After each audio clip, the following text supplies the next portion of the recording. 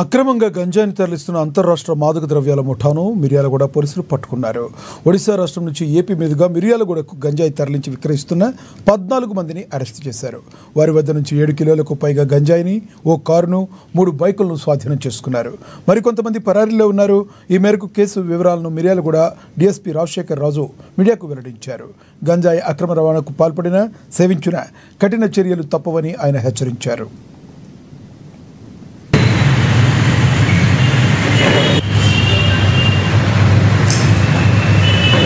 మిర్యాలగూడ పట్టణంలో Miryalaguda 2 town inspector Somanarasaiah, Miryalaguda rural SI Lakshmaiah, Miryalaguda 2 town SI Rambabu వీళ్ళ ఆధ్వర్యంలో నమ్మదగిన సమాచారం మేరకు ఒక 2 చోట్ల గాంజాయి పెడ్లర్స్, ట్రాన్స్పోర్టర్స్ మీద రైడ్ చేయడం జరిగింది.